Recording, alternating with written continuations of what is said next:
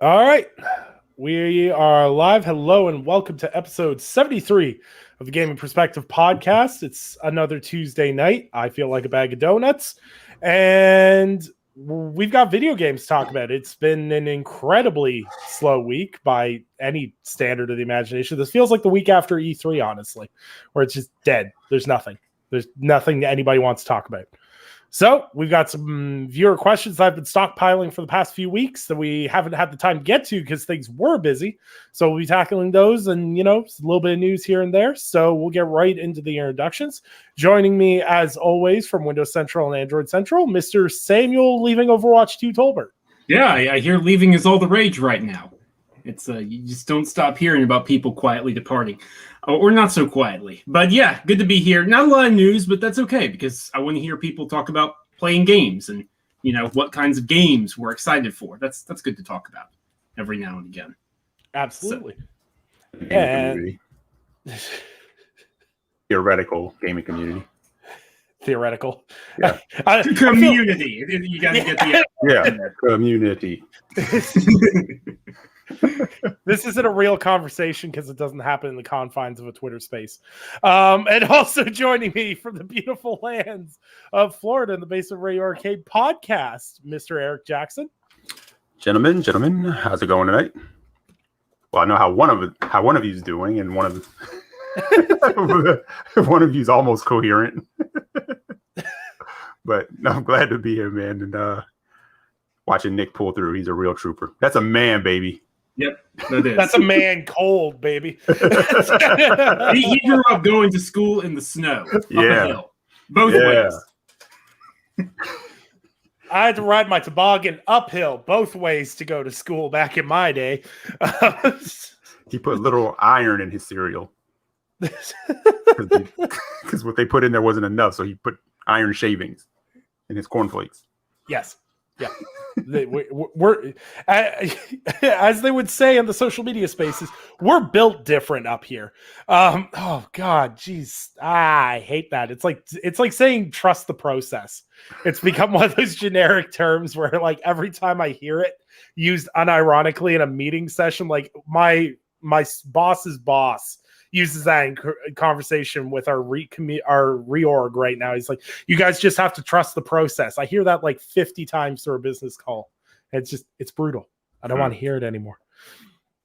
But it's another week and we've been playing video games. So we'll start with Sam. Sam, what have you been playing this week? I hate to be that guy. Unfortunately, just rolled this way. I've been playing something I can't talk about, so you'll find out if you follow my Twitter account soon what that thing is. The other thing is I've been continuing to play Deathloop. I'm trying to work on the Platinum. Haven't made too much progress. Some of those trophies are really, really difficult, like really, really difficult, but I am getting there. I'm further than I was last week. So, making progress, working on it.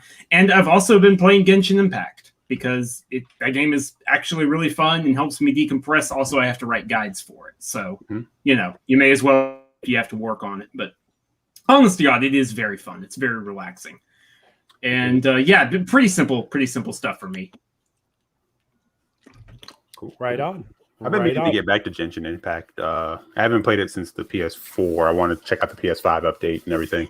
It's pretty good. It doesn't really use the DualSense that much. Like, it uses the haptics a little bit, just a little bit, not too much. There's better games, but the main thing is the 60 FPS and like way further field of view. Like when you're gliding down off a mountain, you can see way further into the distance, and it looks a lot better. Because I remember I did play it as well when I first started on PS4, but then I stopped, and then I've been mostly playing it on PS5.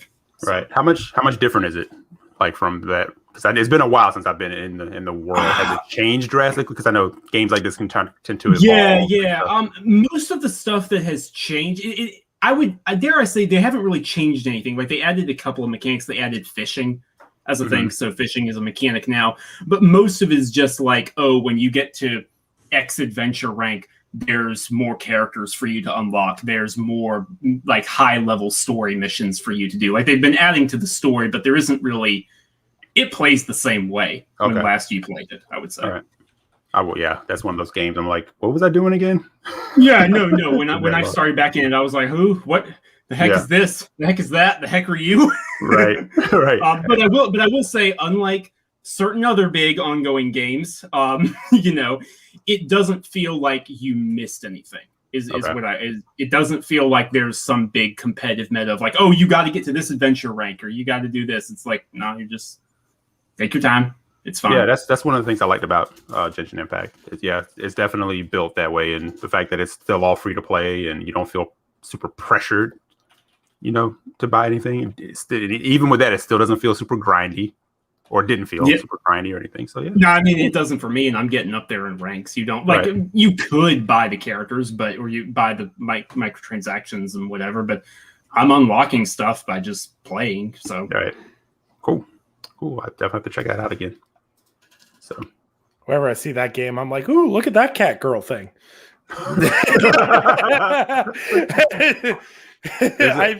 There's a whole subsection of culture around that, Nick, who feel that kind of thing. I have recently gotten into the TikToks, as the kids would say, and I have realized very quickly that I have already hit hello, my fellow kids age already, and I'm only 28, and it hurts. It hurts, man. Yeah. I feel you, man. I feel you. So what have you been playing this week, Eric? Psychonauts 2.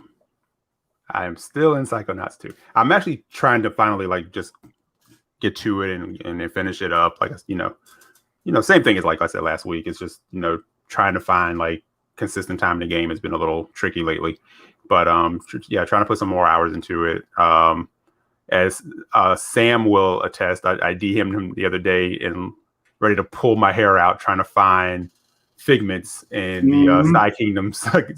Was it Psy Kingdom? Psy King's Psy King Sensorium. Sensorium, yeah. Yeah. It's like they're already hard to see in certain areas, and then you go into a psychedelic world, and it's like, I'll put it like this, Nick. I ran past the damn things 17,000 times. Yep. They were right there. I didn't even see them.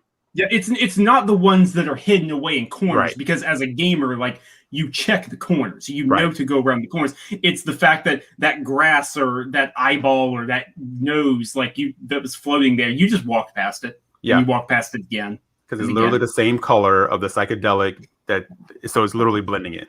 Yeah. But, psychedelic figments aside, how is the game treating? Love it. It's such a pleasure to play that game, and just playing it is a pleasure. The humor is a pleasure. It's still a pleasure, but just as the story unfolds, there's so much heart in that story. It's incredible. Again, I tell people, I know people dismiss it because of how it looks. It doesn't look AAA graphic. It doesn't look this and that. But I'm like, if you like 3D platformers, if you're a person who likes a good story in a game, do not sleep on this game. That's all I'll say. But yeah, 100%. Yep, and my games are stacking up. My most anticipated games are all stacking up on me. So yeah, Deathloop is still waiting, and now Kenna is waiting. Yeah. So. Yep. Yeah, it was getting to the point where I was hoping Kina would score 70s, so I could just be like, I can feel forward to put it off. And people are like, this is amazing. This is great. And I'm like, they pulled through. Yeah, because they entered some spooky embargo area where usually we're conditioned to feel like, hey, if you're doing that, something's wrong. Right. Quite the opposite. It's just, I think it's just one of those things where it's, I think they were handling their own PR and everything. So yeah, they were some growing pains and stuff. They're self-publishing, they don't have a publisher, which is a difficult thing to do if you're a small team. So, but kudos to them for doing well with it. I definitely want to check it out. I'm not sure when I'm going to fit it in, but I do want to check it out. Yeah. So yeah, but busy gaming, and now I have to navigate Pokemon. Yep. Because a kid at school gave my daughter the gateway drug of a card. And now every day she's getting more cards from other people, and they're just waiting for her to get cards of her own so they can start trading and battling. And she's asking me questions, and she's showing me these things, and she's talking nonstop about them. And I'm like, I don't know what the fuck you're saying. That's Daddy's realm. That's the parent teacher conference they didn't prepare you for. It's time to talk to your kid about Pokemon. Exactly. I was I'm not the best at math, so I was always kind of like, man, it's just gonna get more difficult the older she gets to help her with her math homework. I'm at a point right now, I'm like, do you have any math homework I can help you with? because that is easier than figuring out Pokemon. I have no idea what card packs I should be buying. I have no idea what this character does. I have no clue.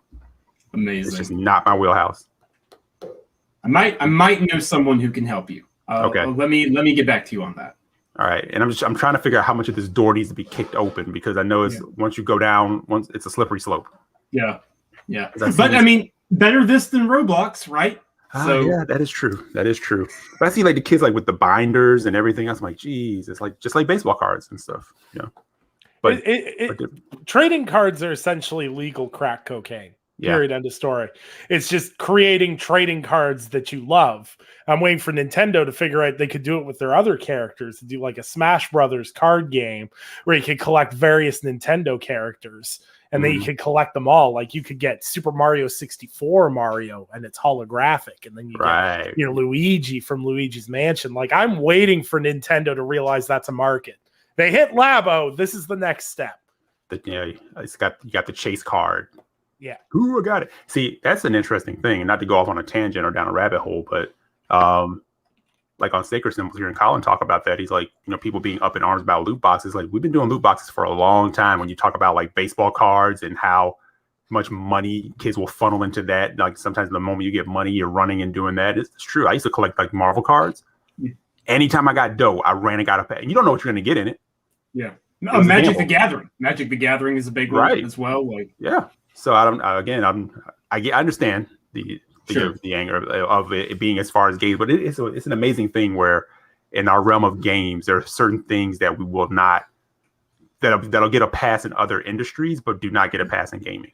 The reason the trading card industry gets away with it is because it has a physical value attached to the cards. You could, in theory, sell those cards and you're not likely going to make a profit, but you could get your money back. The problem with online microtransactions is it's tied to your account and you can't really do anything with them. I think that's where the main outrage point is. But I have a friend who's huge into Magic the Gathering and is a huge like anti-loot box and angry all the time about microtransactions games and all. I just look at him. I'm like, hey, I'm just saying Magic the Gathering is basically FIFA 2022. And he gets so mad. Yeah, because you get a pack. You might get duplicates or triples of the same exact card you've already gotten. Yep. And then what do? You turn right back around and go right back into the store because you struck out and you buy more. Right? Yep. And they know that. They know that's how the game works. So yeah. But you're right. You could possibly find like some monetary gain if you happen to find that rare card, that chase card or whatever. But again, it's the blind box theory. It's like still gambling. Yep, and Magic the Gathering's doing, I think they're doing a Warhammer themed set of packs. They're doing a Lord of the Rings themed set of packs. I'm sitting there going, Street Fighter. They got Street Fighter in there too. They're doing a ton of crossovers. Yeah, and I'm just sitting there going, Magic's for nerds. Magic's for nerds. Magic's for nerds. No, dude, I'm the same way. I do not care about Magic the Gathering. I will not play Magic the Gathering, but I see some of those card designs. I'm like, we're not doing this. It comes down just to the art. It's like I just like it for the art. That's another thing. They employ good artists. Yeah. They employ really good artists. They have great designs. And it's like, so you could be like, I'm not here for the game. I just want the cards, and then you're still down the rabbit hole. Exactly. Yep. Speaking of down the rabbit holes, I've only been playing one game this week. One game all week. That's it. Deathloop. And my God, am I taking my sweet time with this game. Like, I'm finding every little knickknack, every little corner, every little thing matters, though, in that game where it's like, oh, you find a note that's like stapled to the wall on something, and you're like, oh, it's a locker combination for something I can use another loop from now. And like, I hate roguelikes, but this game does everything that I love about roguelikes well, but also does all the things that a certain other roguelike that came out this year that everybody loved didn't do. I could turn it off mid-run and then come back. I've got options. Their carryover system is way more meaningful. Like what you can carry over and how your carryover system works. It's like you carry over the stuff that you find meaningful or useful. It's completely how you decide what you want to carry with you. Some things have more cost, some things don't. It's so well put together, and like the combat is just so ridiculously fun. It's really rough at the start when you get going because you have no powers, you have very limited guns, and you're like, oh, this is rough. It's like playing Dishonored if you go through the path and you're like, I don't need supernatural abilities. I'm just plain old Corvo. And you're like, oh, okay, this is a lot harder than I anticipated. But as you start unlocking stuff and the more loops you do, each loop feels more meaningful than the next as you complete things. And it's so much fun. It's the verticality of the levels, the diverse ways you can handle each level. Like, I didn't realize there was one person I was supposed to stealth, so I spooked her and she blew up the entire island. Just nuked me right off the planet. And it was like, your loop's done. You're nuked. You're done. This is it. You're back to the start again. I was like, not doing that again. And it's just like little things you learn. It's so great, and it's in the best perspective that video game can be presented. It's in first person. So, and the only other thing I will say is someone needs to give the voice actors and the writers more money, because my God, the dialogue between Juliana and Cole cannot get any better. The story is actually phenomenally well written. I was not expecting... Well, it's arcane games, so I was expecting a good story, but I did not expect to get as invested into the backstory of this game as I did. It doesn't. One thing I'll freely admit, Nick, that I was afraid of. You tell me if you feel the same way. Was I was worried that due to the nature of it, the writing would be very limited. That after it dropped you in, you wouldn't actually have that much. But somehow they walk this like tightrope of telling you a very straightforward story, but letting you uncover that story in the manner you want by finding the different clues and finding leads. And I'm really not sure how they did it, because it feels like it should be contradictory, but they managed to marry the two together. Yeah, it works really well. Like, you can approach each visionary and each objective differently. Like, you can go, I want to do this guy first, or I want to do this guy first. And you'll find different chunks of the story, but no matter what order you do them in, it all falls in, which is like the wildest thing I saw, because I was like, well, am I supposed to do this in a specific order? Like, is this going to make the story confusing? And they tell a very good sci-fi story in a straightforward way, where it's not like, well, you see, because of the thingamabob that does the who's it is connected to the thing wham, and then bam, this is why we're here. And you're like, sure. But it's interesting because I'm seeing parts of Wolfenstein Youngblood in this that are really, really interesting to me. I know it's a roguelike, so you're supposed to go through the sections more, but I'm seeing a lot of that repetition in you're doing the same levels over and over that Wolfenstein Youngblood employed, but they learned how to variate it and create that difference each time you go through it, because it doesn't matter. There's the 4 core levels you go through, but depending on the time of day you go through those levels, they're all going to be different because of different events that happened at those locations. And it's just so good. And the fact they use random generated codes, so you can't look up the door codes for everything and just unlock everything. I was just like, I got stuck. I found this puzzle. I was like, oh, I want to solve this quickly. Google it online. They're like, all the codes are randomized. Here's the steps you can do to find them, but they're all randomized. And I'm like, shit. But yeah, no, it's probably one of the best games I've played this year so far. And I'm not quite done. I'm to the point where I'm getting everyone lined up, and I'm like, okay, I can kind of see how I can execute this now. Mm-hmm. Nice. But probably some couple hours left before I get to the end there. And then, as Sam alluded to, the trophy cleanup on this is fun.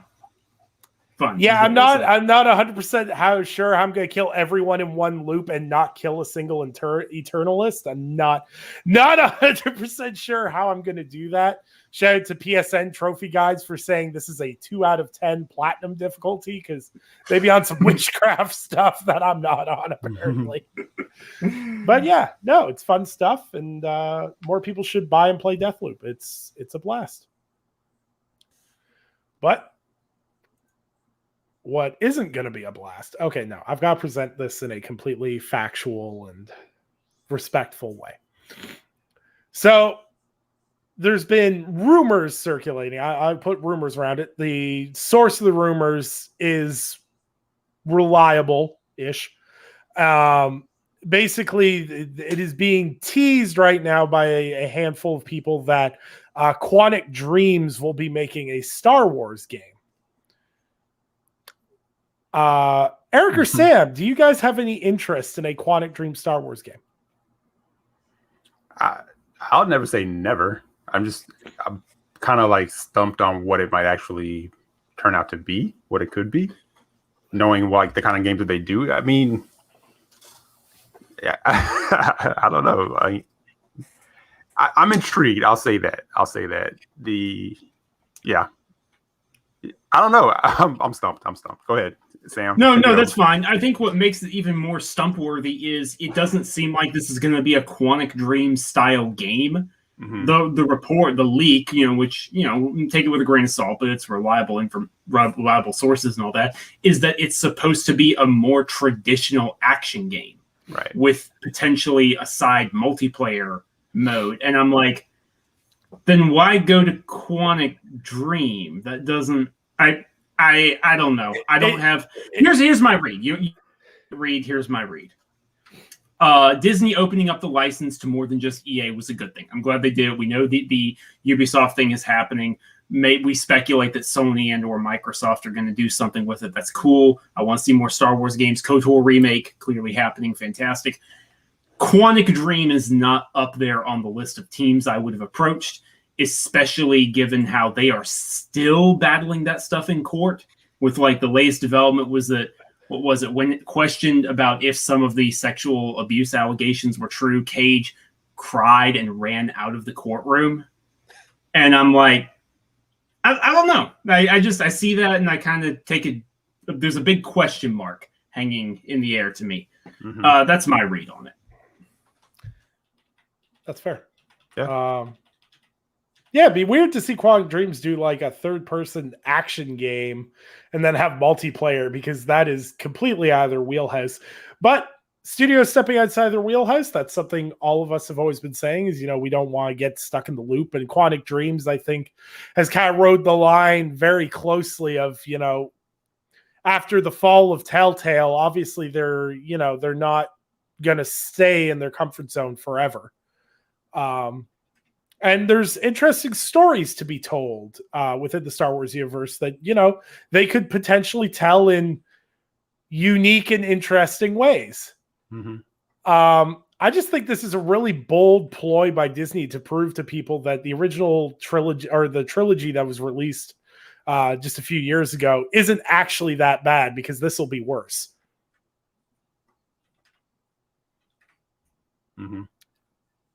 I mean, I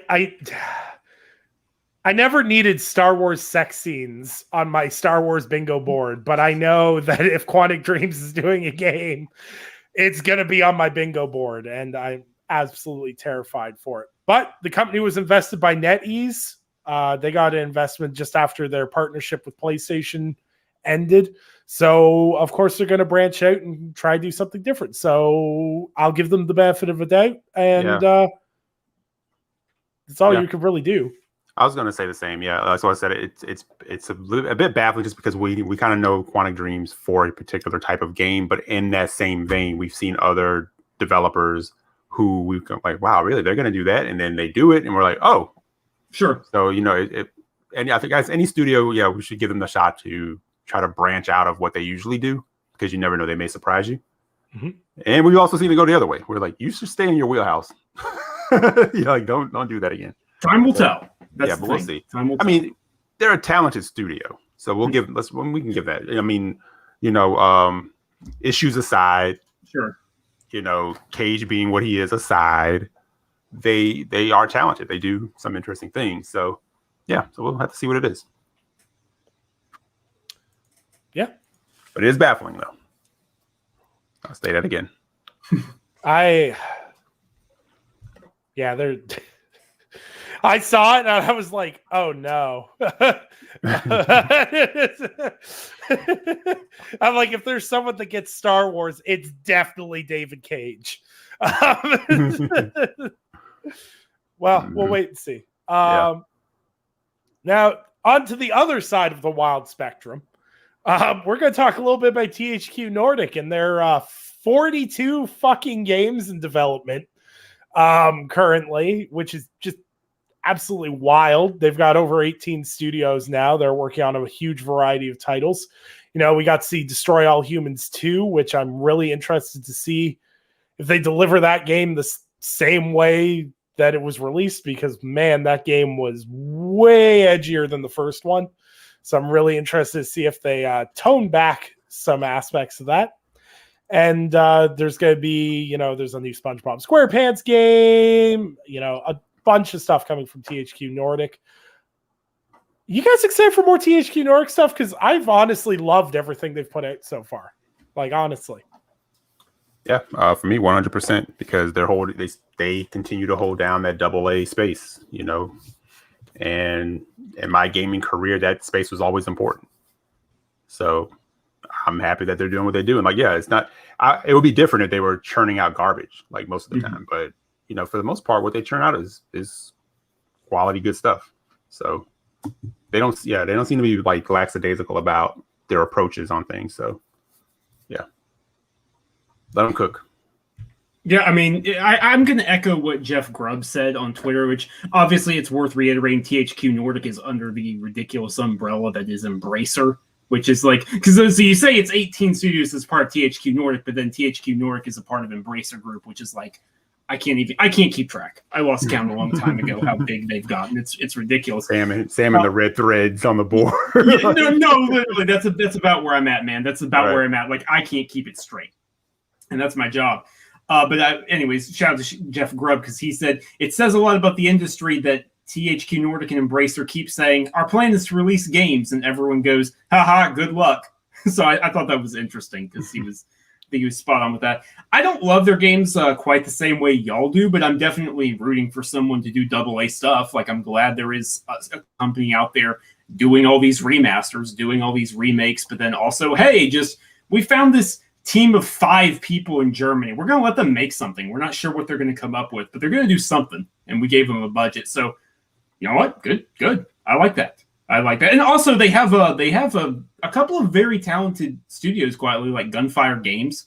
They're under THQ Nordic, and they did Darksiders 3 and Remnant from the Ashes. So 4A as well. No, 4A is part of Saber Interactive.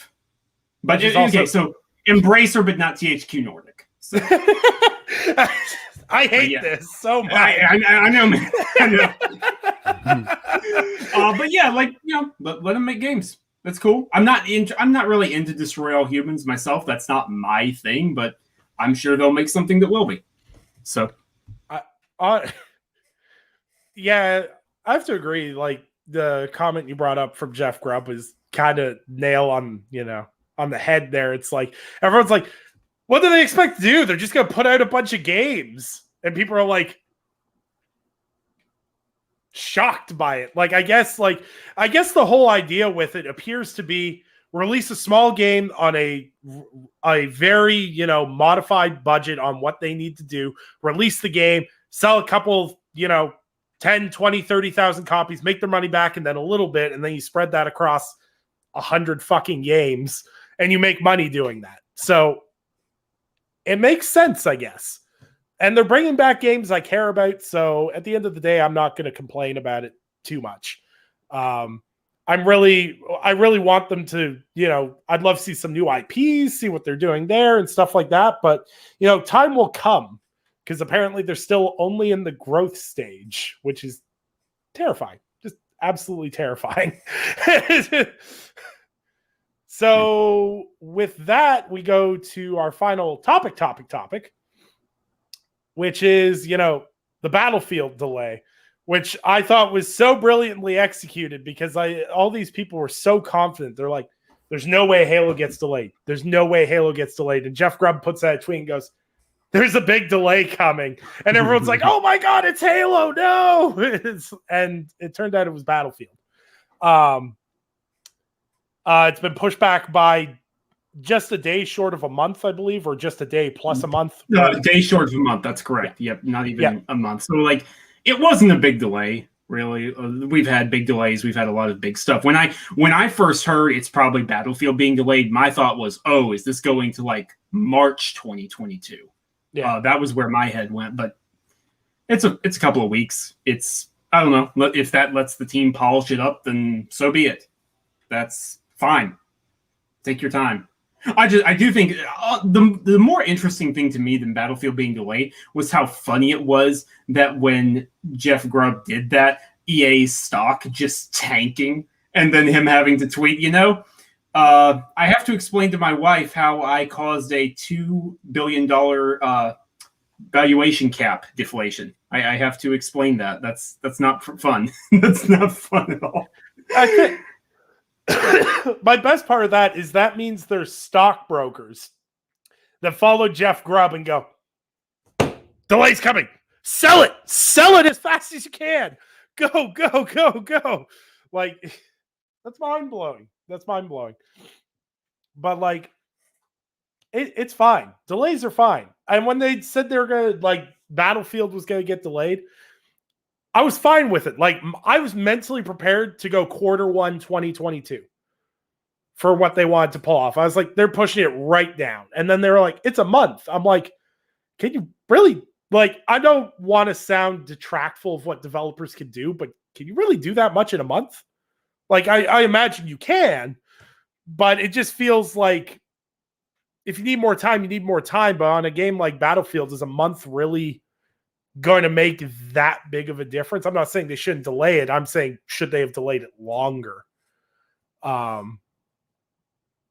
yeah, who knows? We'll have to wait and see. It's just, I think EA understands that they can't Battlefield 4 this one. They can't, release the game broken and live off community goodwill for a month while they fix it this time around. I mean, that's the thing, Nick, right? Is a month delay doesn't sound like a lot, especially with the pandemic affecting development and all that, but maybe it's the difference between this thing launches in a really rocky state versus it launches and, all right, everything's fine.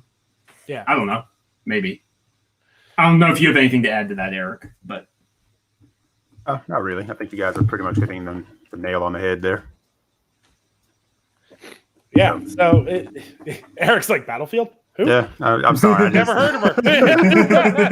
Battlefield and Call of Duty, I'm just like, yeah, whatever. So there's not much I can contribute. We've got community questioning. Since we're talking about Battlefield and, delays and stuff, we'll kick off our community question about Call of Duty to start off so we could get the Eric sleepy bit out of the way for the show. We'll start our mailbag. We got a bunch of questions. There's some I didn't put in the doc because I want to shock the guys with some questions, and the real thinker questions I put in the doc. So we're gonna have a good time with this. So this question is in relation to Call of Duty. So basically what they want to know is, after a poorly received beta and all the public information about Activision, which Sam, I believe, has an update on some of the Activision stuff that happened today too. So we'll clarify that as well. After all this stuff with Activision hitting mainstream sites, do you think we could see the decline of Call of Duty this year? I like the word decline versus the death that everyone is hoping and praying for. So, Sam, the Activision update, and then we'll kind of dive into this. Yeah, okay, so the extreme TLDR on what happened with Activision Blizzard is that the company and the company's executive leadership, including CEO Bobby Kotick, the big Bobby K himself, have been subpoenaed by the SEC, the Securities and Exchange Commission. And if you know anything about the Securities and Exchange Commission, they don't like doing things. They don't like investigating. They don't like having to be bothered with this stuff. So it's not a guarantee one way or another of something happening. Like, they're not just going to force him to resign. I've seen some stuff like that, and that's not what this is. But what it means is they have to hand over communications. So Bobby and all the board, they have to hand over messages from how they were responding to this crisis when it first came to light. They have to share board meetings and board minutes from meetings going back, I think, to late 2019 when this investigation first started in the state of California. They have to give all that information over. So it's not the big juicy moment, but it's the storm clouds are gathering is the way I would put it. So basically, not to like interrupt. So basically, from what you're making it sound like, is this is good. This means any communication that Blizzard upper management has been having internally will be handled by the SEC. The juicy part will be is what they find within that communication. Yes, exactly. That's correct. And Activision Blizzard, to their credit, have said they are cooperating and handing everything over. So we'll see how it goes. But it's big. So basically, if there's a communication between Bobby Kotick and someone, and they're like, we have too many people being harassed in our studios, and he just responds with like a Michael Jordan meme going, fuck them kids. Basically, that would be condemning evidence or whatever. That would be an example of something they do not want found, or the SEC would want to find. Gotcha. Yes. So basically, they're trying to find condemning evidence of that the upper management was aware of the situation and that they were trying to basically hide it. Yeah, I'm not a lawyer, but what they find here will heavily inform whether this actually goes to court or whether there's a settlement or what happens there. Like, this is going to set the stage for the next step. Man, make it the U.S. government actually do something. That's, you're really fucked up when. Now, in regards to the decline of Call of Duty, there's a lot of facets to the decline of Call of Duty as it's state right now. We've talked ad nauseum on this show. Me and Sam, obviously more than Eric, but the development struggles. Like, it's no secret that Cold War was thank God we made it to the finish line, and they've just kind of been behind the 8 ball since. Basically, since Call of Duty Modern Warfare, it feels like Activision Studios have been playing catch up. And I'm not sure, like, obviously the pandemic impacted that. I don't know how much having to develop a game on top of maintain Warzone has also hindered that. It seems like they're having a lot of struggles in regards to that. But yeah, there is definitely not the happiness that usually comes out of a Call of Duty beta right now. It's socially, statistically wise, tracked way lower than Cold War did. And like, way lower than Modern Warfare did in terms of social analytics on people talking about it. People just generally aren't happy. And then to add insult to injury, a problem that Call of Duty has been facing a lot has been cheating. And to add insult to injury, there was cheating in the Vanguard beta. Now, there's supposed to be new anti-cheat that's supposed to be coming in when Vanguard launches, but it doesn't give people a lot of faith in your games when they're joining beta versions of your games and it's already hacked to crap, basically, with PC crossplay and everything else. So it's a lot of interesting, unique struggles that Call of Duty is going to face this year. Eric, if you've got anything to add before I bounce to Sam. No, I don't. Sorry. Okay. I'm so sorry. Like, I'm so out of the loop on like Call of Duty and any of that stuff. I literally don't have like major opinions on it. And I said this. We said this the other night on with Mo, and I said I look at Call of Duty like Vanguard, and I say it looks the same to me. It looks like the same thing. What are people pissed about? It's because I don't play it. I don't know, but I see people are not enamored with it. I'm like, looks like Call of Duty to me. But anyway, sorry. Go ahead. No, that's fine. I'll try to keep it brief for your sake. I think the thing is, it's just the culmination of a lot of things going on. I think you're not wrong, Eric, saying it's more Call of Duty. Mm-hmm. I think it's just the fact that even more so now than ever, the cracks are just beginning to show. It's the fact that I've said this before, but y'all understand that it is absurd Activision now only makes Call of Duty. Right, like that is an absurd statement to make. They make the Call of Duty brand. Blizzard is doing other stuff for now. King, the mobile publisher, that's Activision Blizzard King, they're doing other stuff, but Activision just makes Call of Duty. They've shunted everyone onto this. And it's the fact that even through the pandemic, it has to come out every year, which means you can only make minimal tech upgrades. That's if certain studios even want to share upgrades, like Infinity Ward and Sledgehammer share tech. Treyarch doesn't like sharing tech. Treyarch likes doing its own fork, its own thing. They pride themselves on that. Maybe they shouldn't. That's my personal opinion on the matter. It's just, there's just a lot of things that continue to pile up. Obviously, no one in their right mind thinks this is the death of the Call of Duty brand. The game is still going to be one of the best sellers this year. It's going to sell millions of copies. But I do think if the word used was decline, right, Nick? Could this be the decline? Yes. I think this could be a step back sales-wise.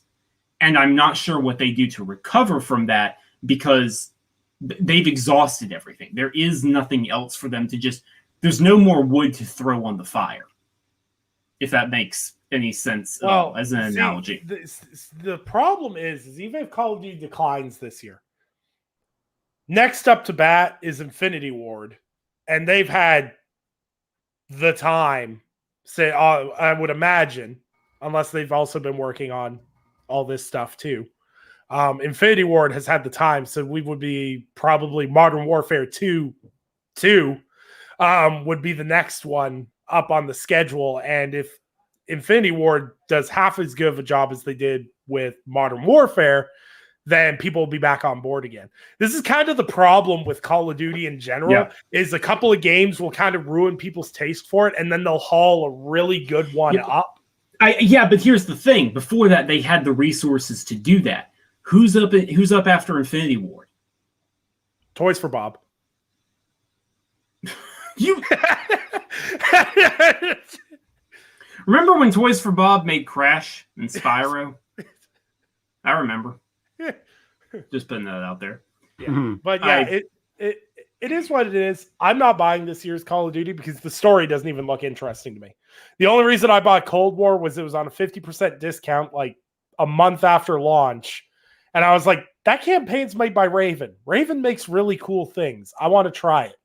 And it was a decent Call of Duty campaign. That multiplayer, though, was garbage. Hot garbage.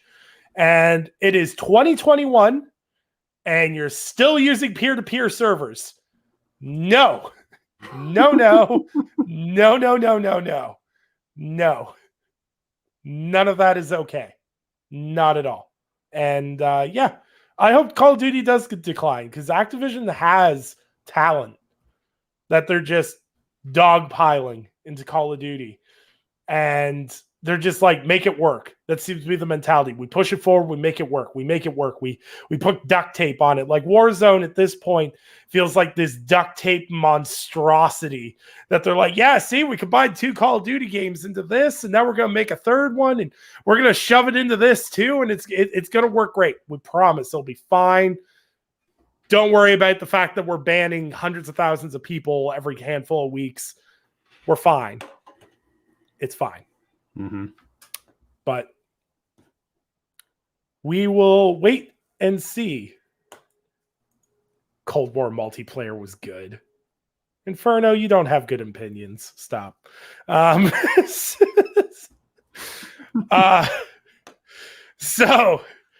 Another question from our viewers. People always have that game that took them by surprise. You know, your Plague Tales and whatnot. What was that one game that you were really hyped for that absolutely disappointed you? Eric, you want to go first? Or? Yeah, sorry, I was a little distracted there. But I got one immediately. Outriders. There it is. Had a lot of hopes for that game. It started off pretty well, and then it went whoop, right off into the delete. There it is. So, I can't say I disagree. Yeah. You want me to go now? Yeah, go ahead. This one's a weird one for me because even though like I defended parts of it, I think parts of it I still get what they were going for. But just for me, for the concept looking so good and what it ended up being, and then as well just the publisher in general, 12 minutes this year. I was really looking forward to 12 minutes. Can't say. Like, I don't think it is I'm not in the camp that thinks it's an awful game or a bad game, even. I'm not in that camp. But in terms of how much I was looking forward to it versus what actually delivered, yeah, I think that qualifies. Definitely. You know what? Based off of that and like the impressions from you and other people, I was highly anticipating 12 minutes. I didn't even play it yet. I'm like, no, Eric. What you need to do with 12 minutes? Don't play it blind, because playing it blind is like putting your dick through a cheese grater. Trying to make sense of the story. It just, this is a death loop. Like when you re-loop, you're like, okay, I know more. I can figure this out. In 12 minutes, you're like, is banana potato or is it a tomato? Is how it feels looping in 12 minutes to get to some of the conclusions you have to get to. Grab a guide that'll help you go through it and go through it just for the story. And then when you finish it, message me and we're going to talk about it. Okay. But man, I mean, I think so many people have that high on their radar, and it just, you know, honestly, I think there was two, like that and the Ascent. You know, the Ascent was very hit or miss, you know, in the whole grand scheme, you know? Yeah. I think the one thing I would say, though, is the Ascent, after a couple of patches, did get everyone on board. Like, I see more people that are playing the Ascent now are loving it now because they've tweaked the single player experience of it and the co-op experience and tweaked a few things. 12 minutes, you can't fix that. You just, yeah, no, that was a weird one. I'm going back a little bit farther with my pick. But one of my most disappointing games that I played was definitively Wolfenstein Youngblood. I was like, I remember seeing that game for the first time. I was like, oh, Arcane, Machine Games. This is gonna be some bullshit. This is gonna be great. And I got into it and I was like, why'd they take all the worst parts of the game and make it worse? It was like everything I didn't like about the new Colossus, they just amped up to 11 in Youngblood. And I was like, oh, okay, well, this is interesting. And I was like, well, there's story potential. And it was once again going through the same areas again and doing different side stuff. And it just ultimately, none of it felt like it mattered. And the story was just kind of eh. And it ultimately didn't feel like a blend of Machine Games and Arcane. It just felt like a mishmash of things where they were like, well, you do this and I'll do this. And it never culminated into what it could have been. There were small glimpses of it, but it felt sloppy. And that's not what I expect out of Arcane or Machine Games, honestly. It was baffling. I don't know. I keep saying baffling. I have to pick another word tonight. Yeah, you guys know how I feel about that game as well. Being disappointed in it, but that's a good pick. That would have been my other pick, honestly, Nick. Because for everything that you're saying, and it's 100% right. That is not what I expected from either one of those developers. It was almost like, Sam, let me copy your homework, and then and Nick, let me copy your homework, and then we turn it, and it's like the teacher's like, what's going on here? It's sort of just like, yeah, nobody got the assignment right. Yeah, it's like just. Yeah. Fortunately, I think the soul-saving grace of that is it seems like Deathloop proves that was a hiccup and not a trend. That's right. Because it seems like they figured out what worked from that and what very much did not, and were able to move forward. So. Yeah, and that's something we've always talked about on this show is like it's important when developers release a game to give honest feedback, because if they don't know people have legitimate problems, just saying, oh, well, Youngblood was trash doesn't help. There were specific things about it that sucked. The repetition of the levels sucked because it was the same enemies in the same spots in the same gear fighting the same way every time you went through that area, and you'd have to backtrack multiple times. So you're like, okay, I got killed this guy, got killed this metal dog, I've got killed this guy, and it felt like you just drudged through it. Whereas with Deathloop, they learn from that. There's differences, there's changes, everything feels different. Obviously, they learned from that feedback, so that's good. You're allowed to have a bad game, as long as you don't continue to make bad games after that, unless you're Quantic Dreams. So on to our next question. So everyone on social media has been sharing their one frame that made them cry, and it's really showing the generational gap for me, because 90% of people are using Final Fantasy VII or The Last of Us, and I'm sitting here in the middle like, did no games happen in the past 30 years between those two titles, or am I just lost? So to sit down with you guys and go, what was that emotional, like, mind spike for you? And I don't care if it's cliche as hell. I don't care if it's like one of the ones that people have tweeted 5 million times. Just, what was that game moment where you were like, I'm not crying, you're crying, dog? Right. You want to go first, Sam? I got a couple, but if you have one burning at the top of your head, then you can go. Oh yeah, I definitely do. Go. Brothers, A Tale of Two Sons. Man. That one hurt. Woo! Didn't it? Yeah. I played that one for achievements and ended up being like, oh God, no, what is this? I'm feeling things. No. Mm-hmm. And the good thing about that game, it kind of hits both of your topics for tonight, like the game that surprised you, but not disappointed, but it was a game that surprised, because it wasn't a game that I knew much about. I went into it playing it, and by the time I was done, I was like, this game is freaking incredible, right? So I'm going to say this, like, Joseph Ferris don't miss.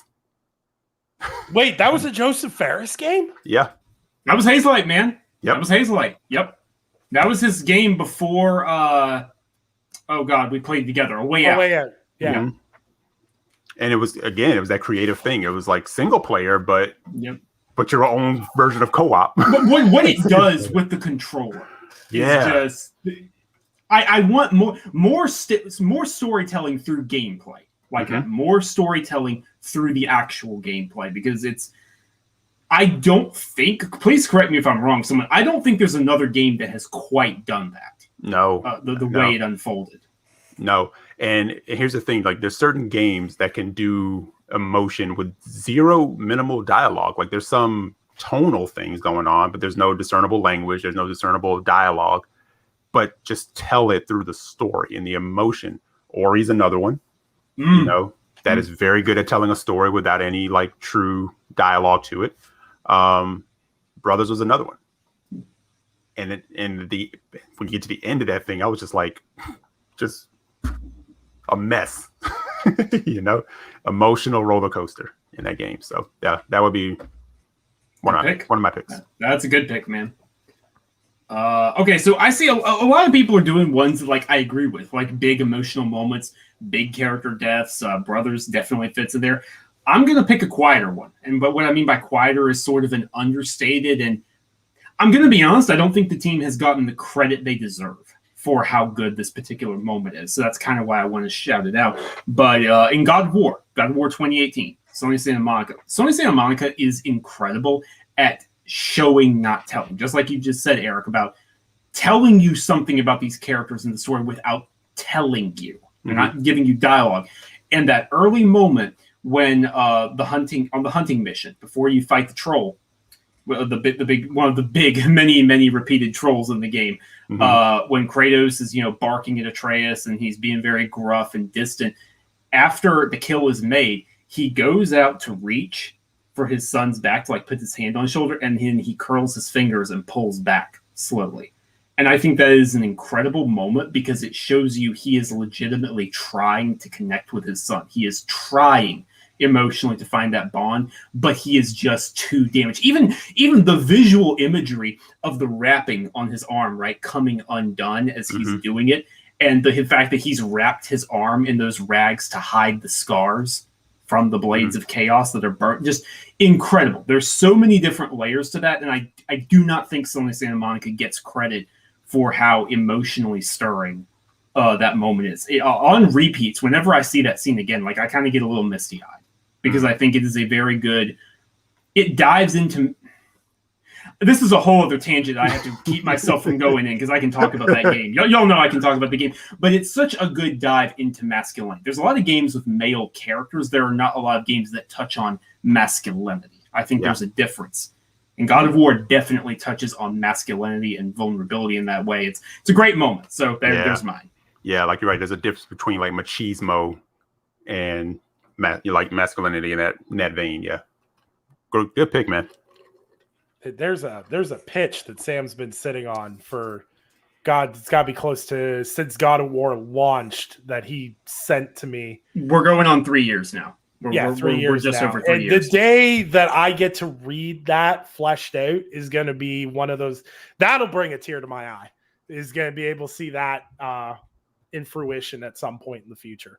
Sam, I also think there's like an opportunity for teachable moments in the lore and versus Hollywood, the true lore of what these characters are versus what Hollywood makes them. And it seems like Santa Monica is going more for what the true lore is, not the Hollywood version. Yep. So I think there might be something in there too of not to put more work on your plate. Oh no! I can definitely see I'm doing it to myself. Yeah, I can definitely see you like putting some stuff on an article form and on the timeline to kind of coach people. Say if Thor is like weirding you out because he's this beefy dude, this is what it means. This is why. And if you can look past the Hollywood, even Marvel tried to show you the real Thor at one point, so it's like, Actually, well, hold on. Give me like 10 seconds to grab something because you're onto something, Eric. All right. You're onto something. I'm not on the things that often, Nick, so it feels good. Never in my life as a man have I ever heard someone say, I really think you're onto something, Nicholas. So you say that I've actually been reading a couple of books. I've been reading Neil Gaiman's Norse mythology right here. I've read this one. My I've been doing that. Where's mine? And then, I want to show mine too. Yep. And then we got to get a picture. No worries. There you go. Yeah. There you go. And then I've also been, I just picked this up actually, the Poetic Edda, the original poetry of the story. So I say that to say, Eric, you and I are on a similar brain cell because I've got a few things kicking there. But not to be more shamelessly self-promoting, I actually completed a timeline of events in the God of War franchise. So if you want, you can go check that out on Android Central if you've forgotten the events of Ascension, because everyone forgets what happened in that game. Ascension, never heard of it. Exactly. Not to go off on a tangent, but no, same brain cell. Please, you self-plug like once every 2 years. You need to get on that. So for me, it's weird. I've got a ton of these because, believe it or not, the 6'5" beefcake dude is an emotional ball of empathy when it comes to video game portrayals. It's funny. A lot of people chose like The Last of Us and like as a whole, like across that franchise, some like really touching moments. Like when Joel loses his daughter and things like that, and like those moments always rang hollow for me because they always felt very Hollywood. Like when Joel, when I first played The Last of Us, I was like, his daughter's going to die. You can see this coming a mile away. And it happened. I was like, okay. And I'm like, moved past it. But what The Last of Us Part 2 did, there were 2 moments in that game where I was like, they get human connection in a way that very few developers do. There's 2 moments.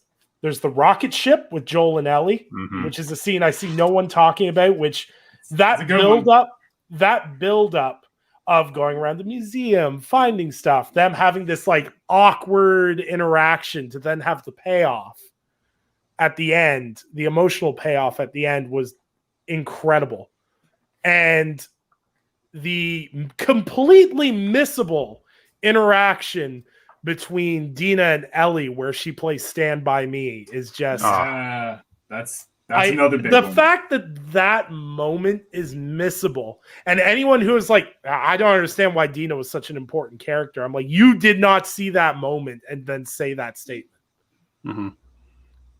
Because there was so many small moments in The Last of Us Part 2 that I felt were so eloquently well done that people kind of hyper focus on the stuff they kind of ham-fisted and don't give them credit for the subtle things they did. I think it's a sign that Naughty Dog as a whole is slowly but surely getting better at just webbing their storylines together instead of, forcing certain things into it. Like, with I'm going to use an example, Uncharted 4, like forcing Sam in there felt so weird.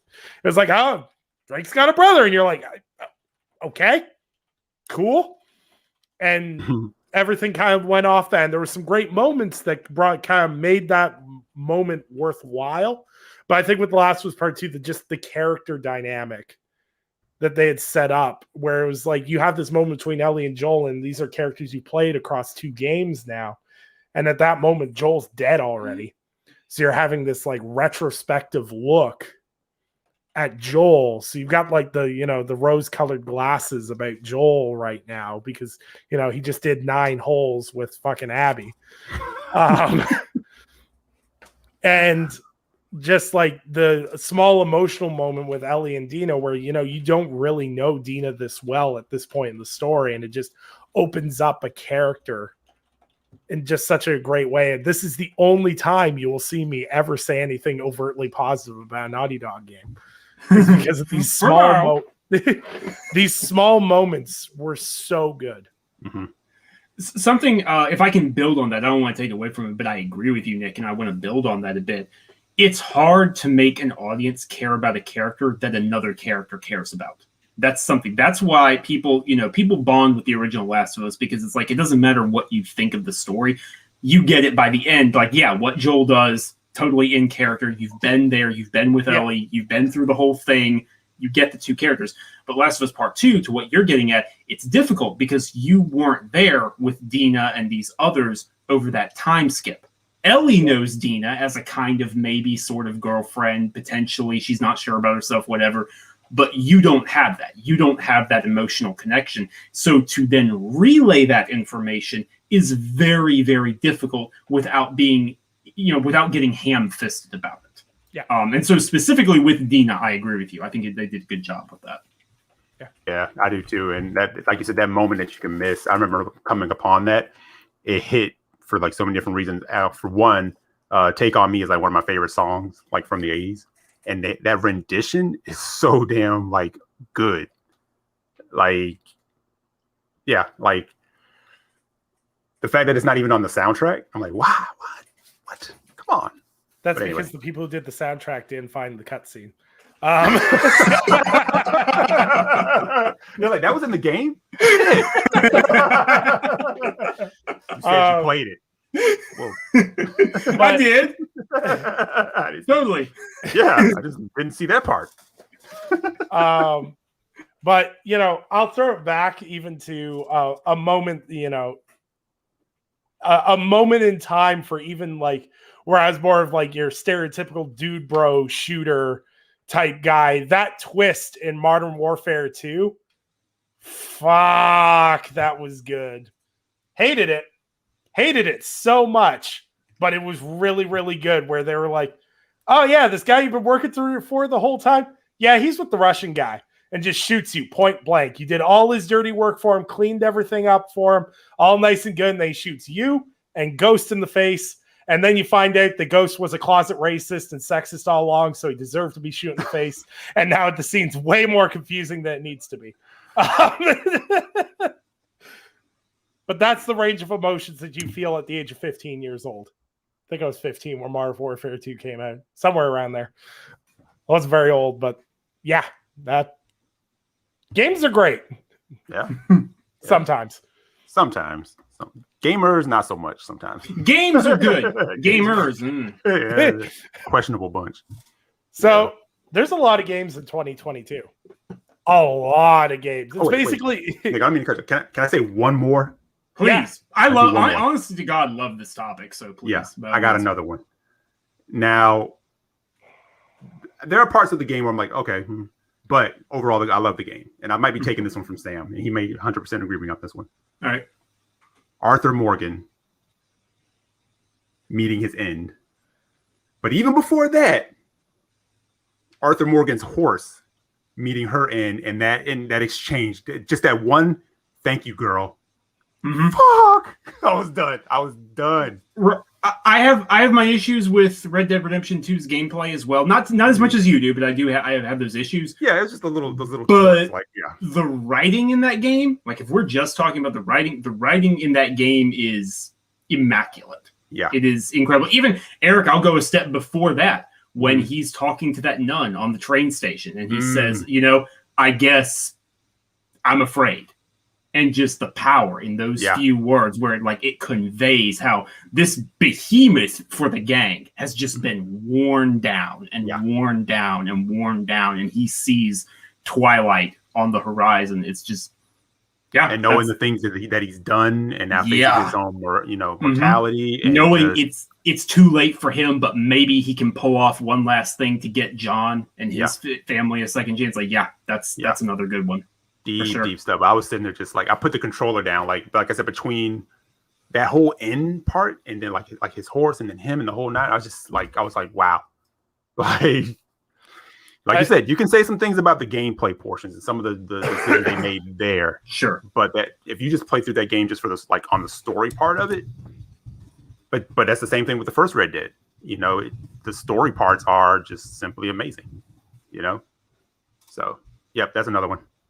Yep. It's actually funny because, I've dodged playing Red Dead Redemption 2, obviously. I played the first 8 hours of it and then bounced off of it. I thought about going back to it a while ago, and I was talking to my one friend that I work with about it because he had just recently finished it. I was like, so how was the end? He's like, dude, I went between screaming and crying for the last 4 hours. He's like, not necessarily in that order, and it alternated.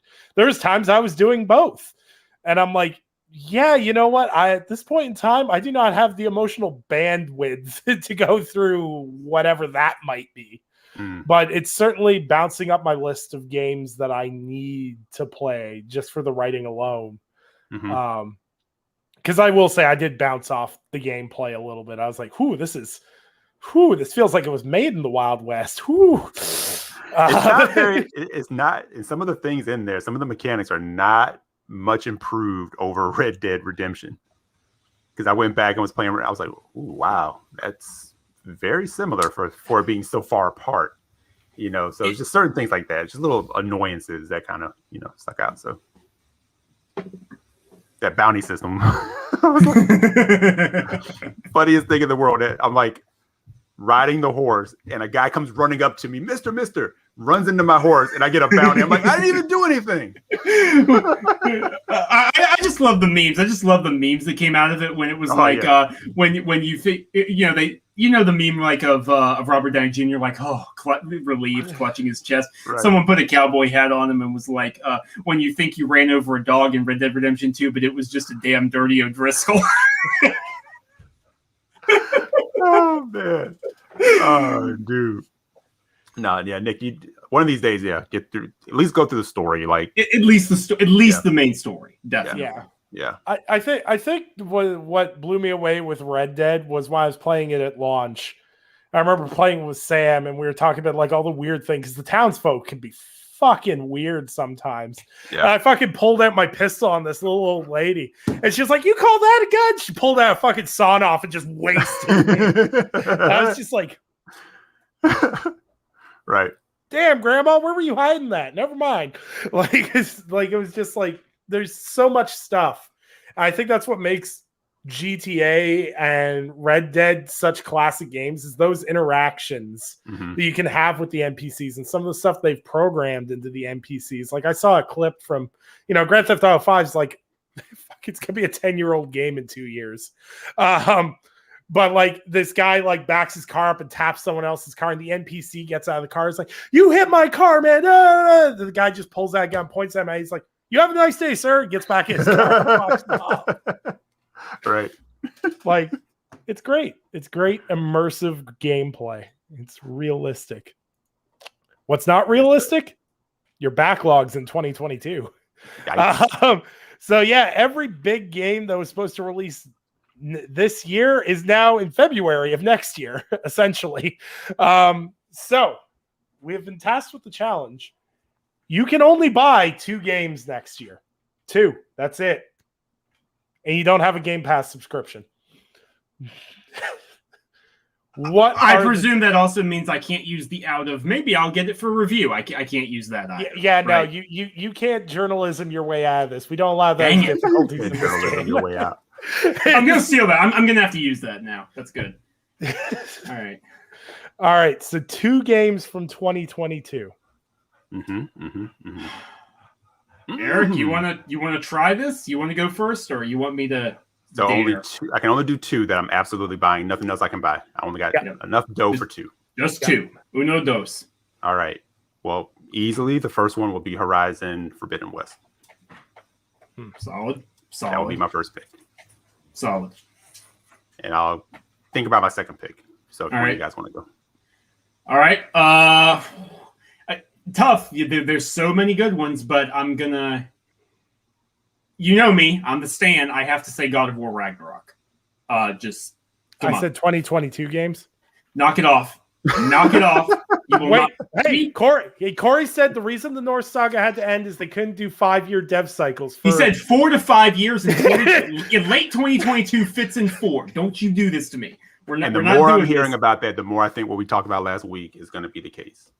Eric, see, it's one thing if Nick mouths off. If you or I do it, there's a problem. I need you to be careful here. No, not about. I'm talking. No, but we talked about the continuation of the gods. It's like, Oh Yeah. yeah. they're Definitely. because people are jumping on this whole thing about, oh man, they're ending the North. I'm like, they may be ending that area. It doesn't necessarily mean that they're done with those gods. That saga, that story being confined there with the main plot is done. I agree with you 100%.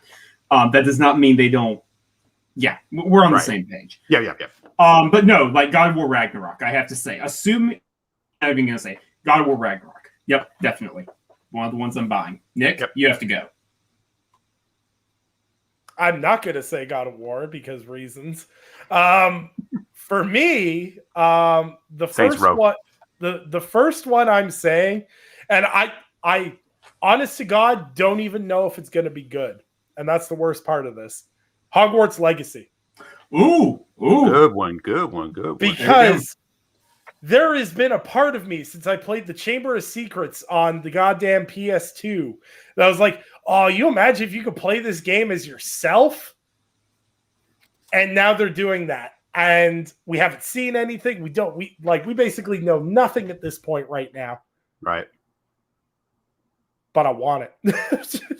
And if it comes out next year, there's no way of me not getting it. No, I mean, that's a good one, man. We've talked about this before, but the fact is, like, that is such a huge jump up. But if that team pulls off what they're trying to do in that initial trailer, like, it's going to put them on the map. That is a dream game for many come true if they can pull it off. I agree. All right, Eric. You got a second, Eric? So for me, it's gonna be. I'm kind of just going through some of the listings here because, there's gonna be 2022 is gonna be like Nick's 600-pound woman. On his so for me, it could be between Elden Ring. Elden Ring is weird because that's one I forget is so early. Like, I Right. keep forgetting that's right in there in January, and that's Yeah. I'm so ready for the game's difficulty discourse in January of 2022. Mhm. You stop that.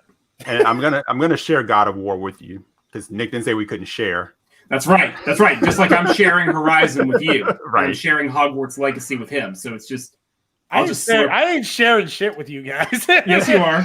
Yes, you are, comrade Nick. Our game pick. Let me go ahead and say maybe a Plague Tale Requiem. Ooh, good. Yeah. I'm glad we're sharing now. There it is. He's back. No, Plague Tale's good, man. Plague Tale was such a wonderful surprise. Wonderful surprise. Another surprise. Yep.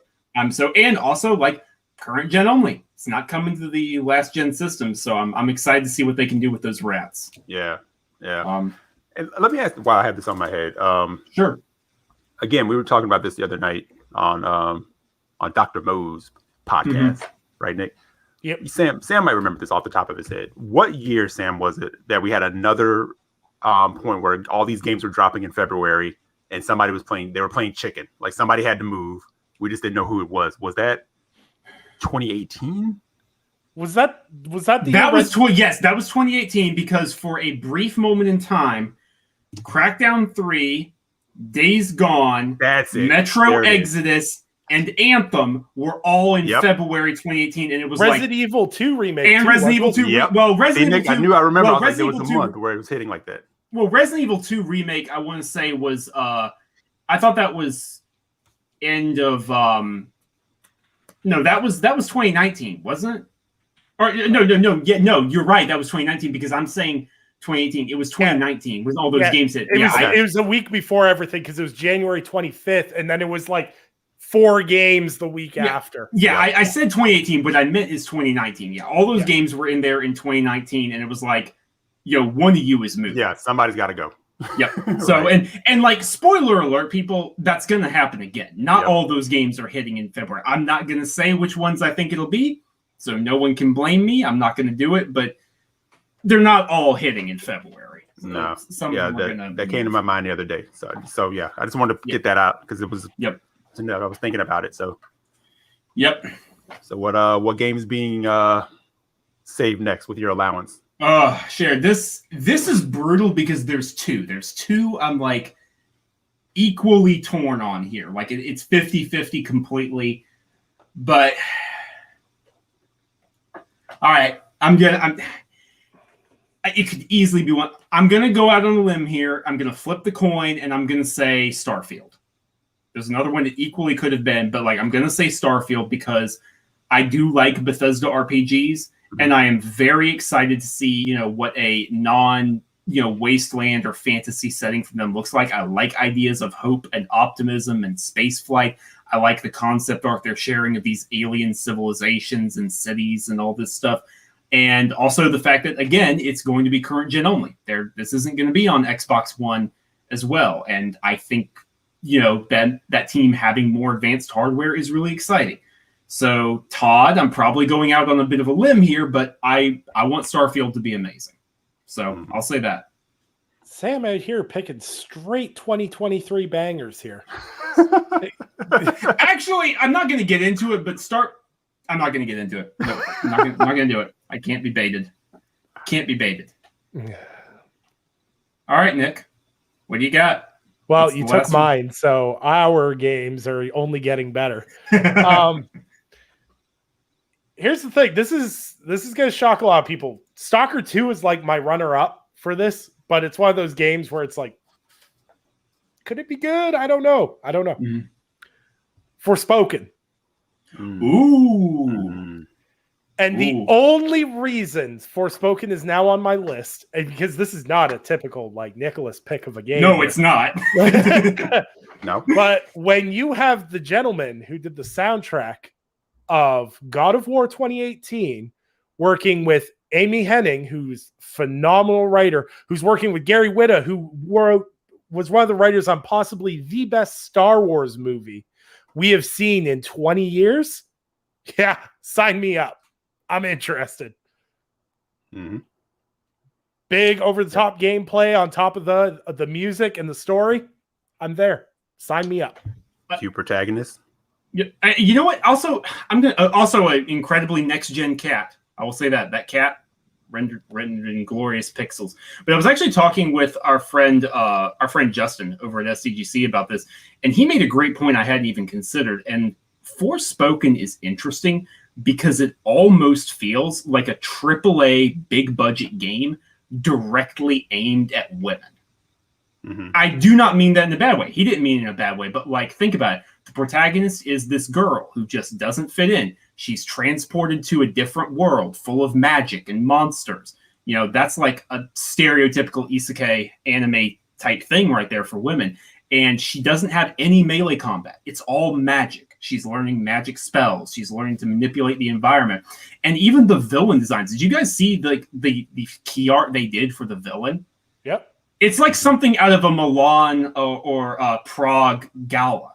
Like it's like a fashion show design. And like I think that's really cool. I think more AAA games. I mean, I just rewatched Labyrinth recently. That's a classic, and you know, like I showed Sarah that the other day. Yeah, oh, great. Oh, it's David Bowie is just it holds up, man. It Yeah. holds up so well. But like, what it's not a bad thing to have big budget media aimed directly at catering to women's fantasies and the kinds of things women more stereotypically, in a good way, enjoy. So I think Forspoken kind of hits on that. I think so too. I am just here for the endless line of strong women that we have in games right now. I'm just like, let's go. I'm here. I'm ready. Let's go. Like it's great. And I know there are people who still kind of think the name Forspoken is like a terrible name for a game or whatever. And I kind of wonder if that's one of those names that will make a lot more sense once you play the game. It is an odd name. It's like definitely possible. It feels like one of those names where they're going to say it in the game, and you're like, oh, they said the thing. Title drop. Right. I can't believe none of us are going to save the Labyrinth. Destiny DLC. I can't believe none of us saved the Destiny DLC that's coming out in February. Shame. Todd's going to be disappointed, man. Todd and Forte are going to be like on us. Oh my god, he's gonna pull up. Are you implying? Love you, man. I love you, but Oh, B Money says he's saving Oxenfree 2 and Sifu for us. Those that's are good. I was looking at those. Our games. Once again, thank you for adding that. I will make sure I deliver Oxenfree 2 to Dan Rodriguez of Seasoned Gaming. Yep. This is where all good things must go. Dan is allowed to be wrong about that. He's totally allowed his opinion. Oh, Dan, he's totally allowed. Oh, Eric. Oh, sweet Eric. Does Dan not like Oxenfree is the understatement of the year. Eric, do me a favor. Just go on Twitter, @Dan, and just go, hey, Dan, what do you think of Oxenfree?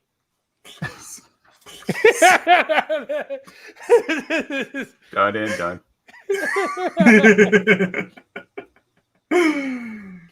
All right. So that cleans up the questions that I gave these guys. Still got a couple more, though. Uh-oh. All right. You guys ready? Yep. Nick's being crafty. I don't like it when you're crafty. Makes me uncomfortable. Let's go. So, by putting you guys on the spot with this one, it felt like I get more authentic answers to give you guys less time to think. What is that one game that some people absolutely love?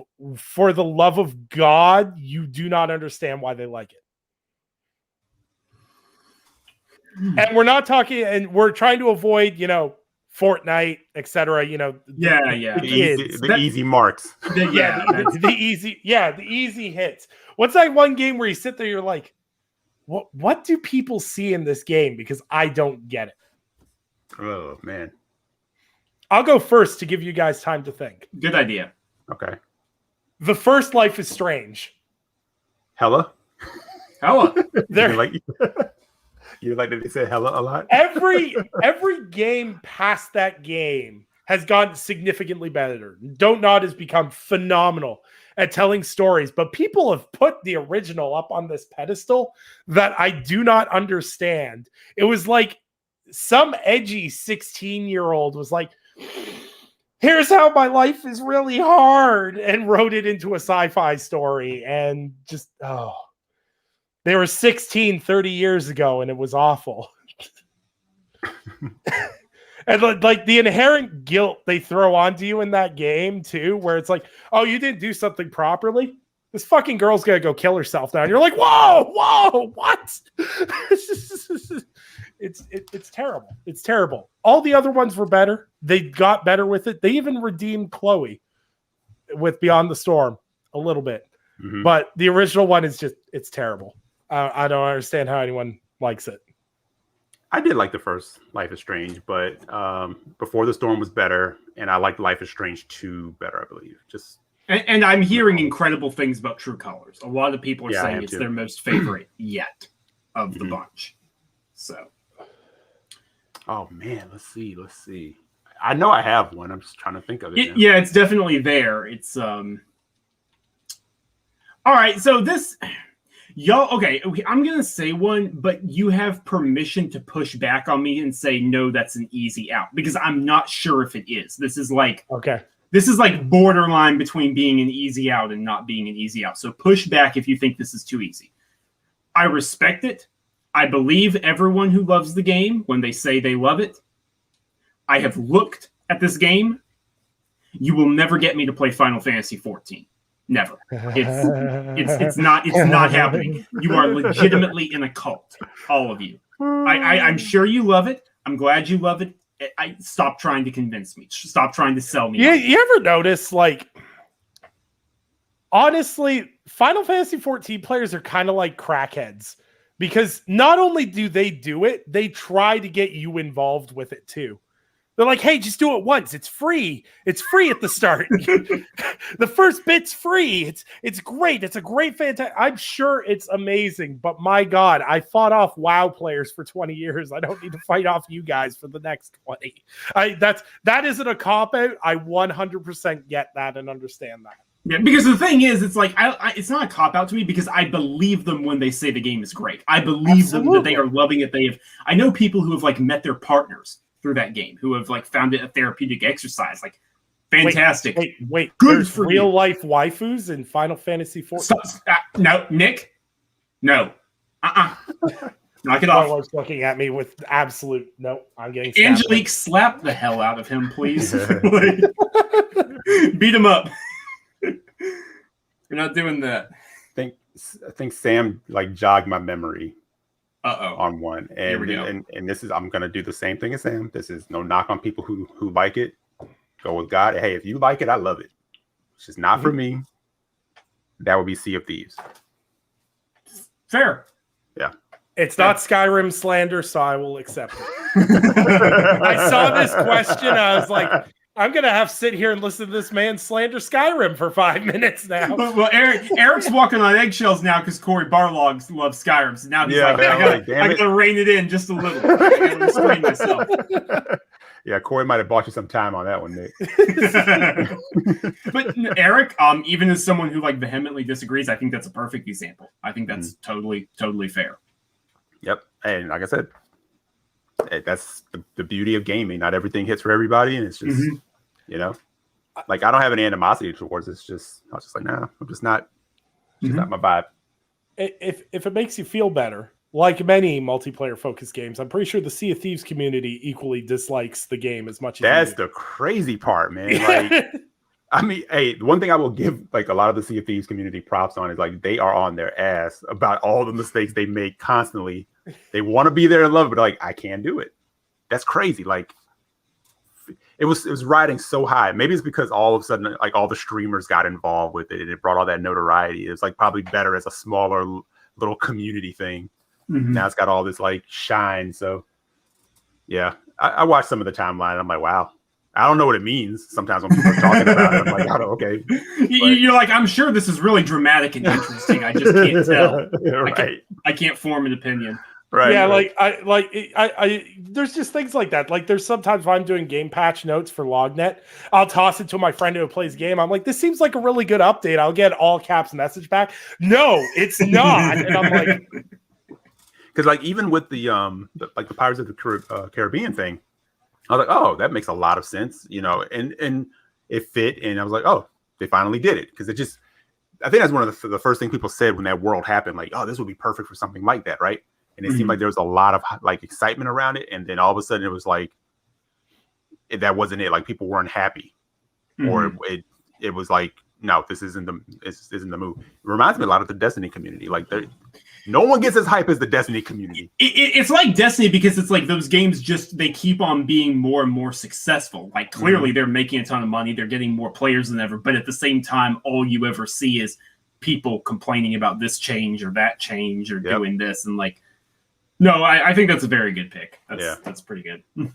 Yeah, like I said, the Destiny community, like when there's new content, they are so hype. Like, I mean, all in. Like, this is beautiful. This has been great. This is it. And then all of a sudden, 2 weeks later, they're like, Bungie's on that bullshit again. I'm like, what happened? Man, if you guys were hype. The most beautiful place in the world. I'm working on a state of PC gaming piece, right, editorial right now. So I'm doing a lot of like forum treading to see like how people are dealing with cheaters and everything else in the hacking space, right? So I've been going through a lot of like Bungie, a lot of the Bungie stuff they did for Destiny is well documented, and there's forum posts. My God, I've never met a more bipolar group of people than the Destiny community. It's like, it's not even 24 hours sometimes. Yeah. Sometimes they'll update it and they'll be like, this is garbage. Then they come back at the end of the day and they're like, actually, you know what? This makes sense. I like this. And I'm like, it is like the most abusive relationship ever. Yeah. Like, look. We're not no names here, but we've all known that person. We've all known at least one person in our lives, probably more than one, who they just keep on going back, and you're like, okay, so it's done. Yep, I'm done. You're done. Mm-hmm. Yep. And and the funny 2 thing weeks about later. That, right? And the funny thing about that, Sam, is you can't say anything to them. It's like, nope. I can talk all the shit about them I want, but you can't say that. Yep, exactly. You don't get it. You don't know them. You haven't been there dealing with them. Right. I'm like, you're right. You guys have it. Go be in that relationship. And it is very selective. Service games are like bad relationships. They keep slapping you in the face, but when it's good, it's good. Mm-hmm. Mm-hmm. So yeah, we've got two more. It's a funny thing to behold, though. It really is. Oh, it is. It is. I write for a site filled with a ton of Destiny fans. Right. And the best part is when they all don't agree with each other. It's even better because you're just like light, dust, cobwebs, something. I don't understand any of these terms that are being thrown around. But I'm just here for the drama, honestly. So our second last question. Settle an argument between me and my wife. Oh boy. Is pie a viable entree as well as a dessert? And can you serve them in the same meal? An example, can you have a meat pie then followed by a dessert pie? Okay, he's finagling a bit because in that sense, yes, but I wouldn't want someone to give me a slice of cherry pie alongside my soup. You would keep those separate. You would do like the pie after. So like, it's fine to have two pies as long as one is clearly a savory pie and the other is clearly a sweet pie. If you don't have that differentiation, things get ugly. So right. More info required. Let me dump some traditional Irish cooking onto you. My grandmother, God bless her soul, and rest in peace and the whole nine. But there was one year she got too intoxicated while making our dessert pie. She accidentally mixed the dessert pie with the entree pie, and we had a cherry pie with ground beef in it. Oh, and that was served as our dessert. Ooh. And my God, when my dad cut open that pie, the facial expression on his face as he served that out, I was like 7 years old at the time, and I was pissing myself laughing. And the best part is like my grandmother was one of those like very much old country type of people. And she would have taken offense if you didn't eat it. So everyone at that table sat down and ate that monstrosity of a pie. Wow. See, shepherd's pie and then a slice of pie. That works. Right. You're talking like chicken pot pie and then apple pie. You got a lot of crust going on here. There's a lot. Right. Thing you may experience is a lot of lethargy. You may be very tired after that type of thing, right?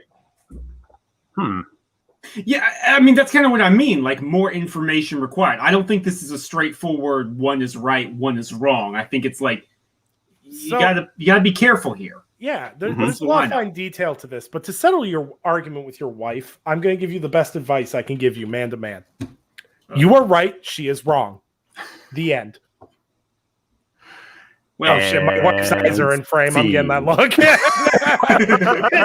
I don't know who that is, but Angelique is giving some side eye. Yeah. Back there. So it doesn't matter. I am the man of this house. I set the rules. What would you like for Sam and I to say in your eulogy? Yeah. Make it. Should I go nice and flowery? Should I make it dark and stout? Like, just don't lie during the eulogy, and we're good. If I'm not called a bastard at least once, I'll be disappointed. All right. Nick loved Doom, and that's it. And then I walk up. He also loved Baldur's Gate. Yes, and Nick loved his edibles. Gonna miss you, Nick. I feel so attacked because I literally spend my weekend playing Doom on edibles. Hey, where's Nick? He's doing one of three things. He's playing Doom, or he's on the highway spinning a sign that says "Play Baldur's Gate." This way. That sign's gonna become a thing now. Oh my god! All right, for our final question. So I sat down and listened to an excellent episode where Nick and Eric broke down diversity in video games, and both of them made some very solid points. My question to you guys, though, is was there ever a character where you guys heavily related to them, where it just stuck with you? Where you latched onto a character? They don't necessarily have to look like you or anything else, but was there a character where you emotionally connected yourself to, whether it's through trials or tribulations, et cetera, et cetera? Man, we got some good questions tonight, man. I've been banking these ones because I was like, if we have a slow week, these are great discussion topics. This was the week to do it. There was not much news. This was the week to do it. Yeah. Eric, you want to go first? Because I do have one. I do not, because I'm thinking. Okay, all right. So I will go one, and that is shout out to Machine Games and their first two Wolfenstein games, New Order and the New Colossus. Joseph B.J. Blazkowicz. I heavily relate to that because, again, we want to talk about games that get into masculinity and just the way that they took one of the most stereotypical Duke Nukem-esque shooters ever, like just no plot, ridiculous stuff, and they made it so harrowing. The writing in those games, as he talks about his fragility, the lines that everyone remembers, the intro to the New Order when he's talking about the night before the invasion going to Death's Head Island. But then a line that sticks with me in 2 is when he's just crawling, like he's because he's crippled, he's literally crawling trying to get from one place to another, and he's like, Caroline, carry me on your wings, I can't do this anymore. And it gets to me. And there's some things I'm not going to get into as to why I relate as well, but also just the fact that it's really rare to see a Jewish protagonist in a game. Like, that is extraordinarily rare, and that's spoilers for New Colossus, I guess, but that's part of what's revealed there is he had a Jewish mother. And so yeah, I definitely relate to that, and I definitely feel very about him as a result. Very cool, man. Very cool. Nick, you want to go? Or you want me to go? You can go if you want, man. I am gonna pick Lee from The Walking Dead season 1, and the reason I pick Lee is because, as a father, like now, I won't say I never thought of myself as being a father, but I kind of given up on the idea of A, being married, and B, being a father. And there's a saying that goes, if you ever want God to laugh, tell him what your plans are. Right? Good saying. Yeah. And that's very much been my life, the last 10 years and then 7 years. So I say that to say Lee in The Walking Dead started off as a criminal, was on his way, to prison or whatever, but had this young child thrust upon him. And in this movement, in this thing, I say that my daughter wasn't thrust upon me. I don't want to say that, but as being someone who was not sure of the responsibility of becoming a father, it's been one of the biggest blessings of my life. And I watched that kind of thing happen with the relationship between Lee and Clementine. Like, a little of the reluctance, but then by the end of it, found this maternal instinct to take care of this girl as if she was his own, right? Yeah. And it was just a beautiful thing, kind of watching that unfold. And that would have been one of the other games I would have picked for a game that just hit you in the chest. Because, Telltale, I'm like, where's my option to save this dude, man? I can't take this. But yeah, by the end of that, and I didn't really play too many more of The Walking Dead. I kind of got over it, but that first game will always stick with me. Yep. That was just like an amazing, amazing thing. So, I mean, dude, that first one is what put Telltale on the map for good reason. Yep. So, but just by the end of that game, it's just I saw a lot of what, I felt like being a good father, could be. Like, you would do anything to protect, like your child. And, and having conversations with my daughter, she gets older, she says to me, like, Daddy, you're not afraid of anything. And you watch like Lee being afraid of when Clementine would be in a situation, or the group would be like in a situation, and just doing whatever he had to do to protect like her. And it's like, I look at my daughter, she says, well, like, Daddy, you're not afraid of anything. And I tell her, I said, no, Daddy's afraid of things. I may not be afraid of a lizard or whatever, but I am afraid. I said, when you're sick and you have to go to the hospital, that terrifies me. I'm terrified of losing you or Mommy in any capacity. I said, because that's something beyond Daddy's control, and I can't do anything about if that is the hand that life deals. I didn't say this deeply to her, but I said, yeah, Daddy's afraid of things. Daddy's afraid of you not being okay, is basically kind of where I put it, So, yeah. But playing that game and then becoming like a father, that still sticks with me. Yeah, so. Good stuff, man. Yeah, good stuff. Yeah, you talk emotional pitches. Yeah, the end of that game was just like, man, that. Yeah. Mm-hmm. No. Great character, Lee. Yeah, fantastic character. They never could manage to make that series the same after that either, unfortunately. So mine's kind of a weird one. So mine's going to be John Marsden from the first Red Dead Redemption. I want to make clear that's the first one specifically because, as I stated, I haven't played a lot of the second one. But what makes Red Dead Redemption so great is at the point in time that I was playing Red Dead Redemption, I didn't play it at launch. I had a very interesting choice of roads ahead of me in my life at that point in time. And I kind of was at odds with myself over it. As I played through Red Dead Redemption, John Marsden is an interesting character because he's simply a man who did evil things, but wanted to distance himself from that. But the problem is with once you commit evil acts, it always stays with you, whether it's in how you act or people who remember you or whatever the case may be. And it was just a learning case for me that no matter how much you change, there's always going to be that little bit of evil nipping at you. Not like 30 deputies that are going to show up at your barn and shoot you, but there's always going to be that part of you that's going to feel bad and guilty for what you've done, but it's what you do with the opportunities you're presented to in front of you, and always try and make the best of a situation or whatever you find yourself in. And like, I think my favorite John Marsden line that is echoed repeatedly through this game is him screaming, "I didn't ask for this." Because constantly people are dragging him into shit that he's like, nope.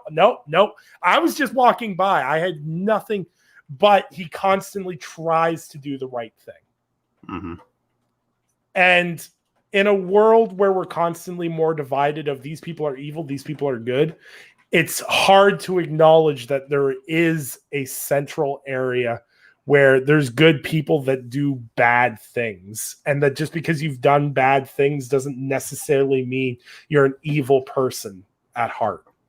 And that as long as you're trying and learning, things can progress to eventually getting shot by 30 deputies in your barn. Yeah. Yeah. But yeah, it hit a pitch at a certain point in my life, and well, there's no character in Skyrim, but Skyrim was another one that just sunk its teeth into me at an opportune time and changed some ways that I thought about life and how I carry myself even to now. That's why I always laugh at when people say that, video games can't have impact. Sometimes video games and movies and stuff can tell you stories. And if you don't have a person in your life who provides you with advice or, options, or will talk to you about things. Sometimes just having a sounding board of entertainment can help somewhat guide you to a better place, and, reach out to those you need to talk to, et cetera, et cetera. And when all else fails, if they kill your bunny, rip and tear, and, the whole 9 yards. So, yeah, that's gaming perspective. Wild range of stuff, me being stupid, us being serious. It's a good mix of stuff. But you know what's funny? You know what's funny, man, is we came in here thinking this was, and it was a little shorter than our averages. Don't get me wrong, but we came in here thinking, all right, this is going to be a couple community questions, but this one's going to be kind of short. This is going to be kind of whatever. And this is actually one of my favorite talks I've had in a long time. There's a lot of good stuff touched on. The one thing I want to say, and I appreciate everyone who DMs me questions and everything else, but I just appreciate our audience as a whole. And I really want to tip my hat to you guys, because I don't get stupid questions. I don't filter our questions. If you send me a question, we answer it on the show. Period. End of story. And the fact you guys don't send me stupid questions, I appreciate. Like, well, who's Microsoft going to buy next? Or, why is PlayStation 5 better than Xbox, or whatever. You guys don't send stupid questions. You ask questions about games, ask the questions about, games we've played or things like that. And just, I really appreciate the community that supports us and sends that stuff in, because God, I can do this all day. The other stuff, I can't even tolerate it anymore. I'm just too old for this shit now. 28 years old. But yeah, appreciate you guys. Appreciate these guys. Sam, where can people find you? Yeah, you can find me on Twitter at Samuel Tolbert. That's Tolbert. Continually writing over at Windows Central and its sister sites. So, look, I spent a full day writing up the events of every God of War game. Please come take a look at it. I'm not. Yeah. I sat there because I've got a great thing about Sam is if you follow him on Twitter, put notifications on the dude, because he doesn't tweet randomly. So all you guys, Sam wrote this article. Cool. And I was like, God of War article by Sam? Click. Always interested in that kind of stuff. So definitely go follow Sam. He does a great grouping of stuff and a wide variety of stuff too. So check him out for that. Eric, where can people find you? Yeah, you can find me on Twitter, EC Jackson with an X. And when I'm not there or here with you guys, you can find me on Brat Podcast Wednesday nights at 9:00. Absolutely. And when I'm not dying from the plague, you can find me on Twitter at Nicholas_Downey. You can find all my written work at lordsofgaming.net. And of course, you can follow us here for the Gaming Perspective podcast, 8 p.m. Eastern Standard Time every Tuesday night. And Cheat Code Radio returns this week after, I had a BS week last week, so we missed an episode, but we're back on Friday. So, and this is the end of the episode because, as you can tell, my voice is just absolutely gone at this point. So appreciate you guys that showed up. Appreciate everyone that subscribed, and we will see you guys next week for another episode of the Gaming Perspective. Bye for now.